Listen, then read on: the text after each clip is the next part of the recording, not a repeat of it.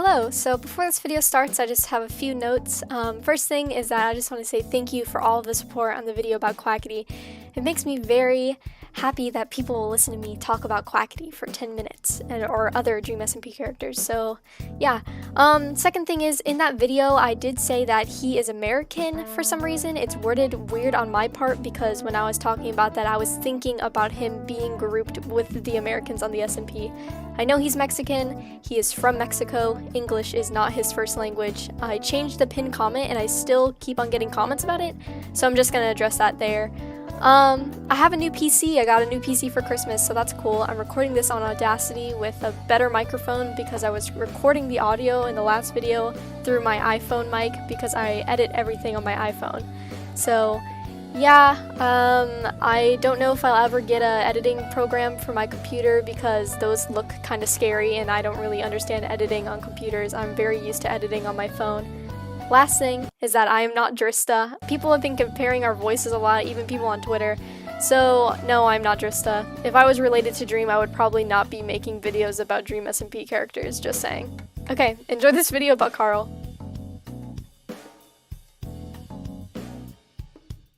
This is Karl Jacobs. Karl is a YouTuber and Twitch streamer who works with Mr. Beast and plays and streams live on the DreamSMP. He joined the SMP back in late August 2020. Most people might think that Karl doesn't play a character on the SMP and might say that he doesn't care about the plot, but I'm here to prove them wrong. This video is about Karl Jacobs' unknown character arc. The lore on the DreamSMP is complicated. It's full of backstabbers and explosives, arguments and exiles, but what you might not know is that Karl also plays an important role in all of it. In this video, I'll be going over Karl's character on the SMP in detail, and at the end I'll follow it up with the way that Karl can improve his character by a lore standpoint. Karl has a slight validation issue and also has major FOMO.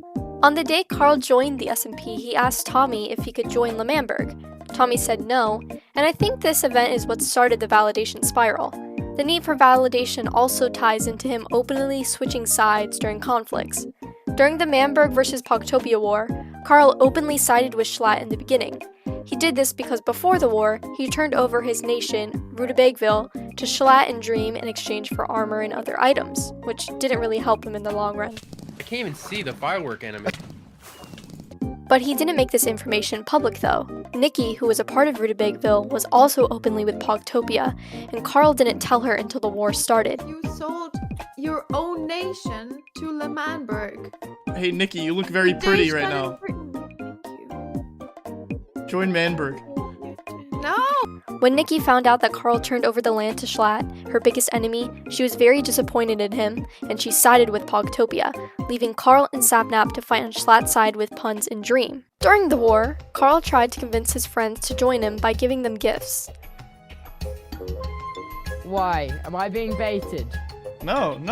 Look at this shield. Tell me that's a bad guy shield. Wait. That looks like a bad. That looks really sinister. These gifts were shields with the Manberg battle flag on them. This tactic didn't convince any of his friends though, because most of the friends threw them into lava. He spoke to Quackity before the war and talked about how he wouldn't betray him, but then he did. Buddy over there. But hey, you can always trust where my positioning is. Where is your positioning? I'm true to Manberg right now. I mean, take a look at Manberg. Look how beautiful it looks right now. It's never been more beautiful. They let us build what we want. We're all happy. Unification. I mean, have you ever seen people this happy? Listen, you guys are all worried about who you can trust. You accidentally DM me saying you can't trust anybody. I'm telling you, I, on my side, can trust every single person that's on my team. I'll tell you that much. Yeah. Would you ever betray me, Karl? No. I wouldn't. How do I know that? And you know that. Deep down, you already know that. Deep down, you know I wouldn't betray you, Quackity. This speech could have been foreshadowing his character then siding with Quackity after the war and helping him with El Rapids, or I just put two and two together. After the war, Karl joined L'Manberg's cabinet with no complaints. He made himself creative director and vice president and oversaw the building of New L'Manberg in Party Park. But when Tommy started to stir up trouble, Karl found himself left out of important cabinet meetings with Quackity, Fundy, and Tubbo. Karl explained to Nikki that he chose to switch sides during the war because he felt left out. Remember why I was on Yeah. Schlatt's side? Why were you on Schlatt's side? You It's said you because, were on it's his because side I 'cause didn't he's feel hot. welcome. Yeah, they Because I don't make you didn't feel welcome. And now, I mean, I'm vice president, and they won't even let me in the meetings anymore. Him not being taken seriously can contribute to his goofy personality. The lack of respect leads to him to act impulsive, like when he persuaded George to burn down Lamantry. Even during the argument with Dream, Karl was shut down by him and wasn't allowed to talk. Karl is also a very big yes man. He follows his friends and does anything they say. He's a great companion and tour guide, and overall is a very friendly presence to be around. He's willing to give away his canon lives for his friends, as seen on the stream where they frame Eric for killing him. This adds to his character flip-flopping sides because he wants to be a people pleaser. He really has no enemies on the SMP as well. Now onto material items, since the big aspect of the SMP. He has Honk, his first diamond found on the SMP, a couple of pets like Bogey, Hut, Socks, Rutabaga, and some llamas, but he also has Party Park and Party Island. He cares about Party Island a lot. When Techno set up the Withers, he only started to help kill the Withers after Party Island was blown up. As long as Party Island is safe, we're okay. What happened to the... What happened? Now, this is the part of the video where I make slight tweaks to Karl's character.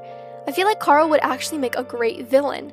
I feel like if he dropped the friendly persona and turned into a really bitter character, people would be more invested. Here's my idea for Karl's character.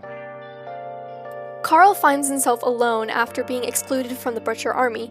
He sees Quackity taking the spotlight and he feels like he's left in the shadows. Dream finds him alone one day and asks what's wrong, and Karl explains his situation. Dream says that Karl could side with him in exchange for protection and resources. Dream would also train Karl in PvP so he could protect himself. Karl is hesitant, explaining why he still wants to stay in El Rapids. He can't leave his friends. Dream agrees, but he says to Karl that he has to stay loyal to him and give him information from El Rapids' side. Karl then turns into a traitor spy. You may be asking yourself, well, why would Karl go straight to Dream? They have fought. Well, Karl has already been loyal to Dream in the past. When Eric said he was going to betray DreamSMP during the war and side with Lamamberg, Karl told Dream, and Dream dethroned Eric. If you think about it, this is what really set everything into motion. The dethroning, the exile, the rise of Mexican Lamamberg, the fight in the Holy Lands, and now El Rapids. Karl is the cause of all of this. After a while of Karl spying and then reporting to Dream, Quackity finds out. Quackity feels betrayed and confronts him and Dream. Dream orders Karl to kill Quackity, taking his last canon life. Bonus if Quackity comes back as a ghost, and all he knows is getting revenge on Karl. He has memory loss like Ghostbur, but he isn't friendly. He's more revenge-driven. He doesn't remember that they were friends, he just knows Karl is bad. I know a lot of people think that Karl is only a tour guide and a funny guy who wants to be in animatics, but I hope I shed some light on the true character and true potential he has. I really feel like Karl could be a great antagonist with Dream, but that's just my opinion. Okay, we hit the end of the video. Thanks for watching. I hope this was interesting. I hope it wasn't, boring. Subscribe for more. I'm planning on making more of these videos. Leave a comment. I read all the comments. Yeah. Okay, have a great day.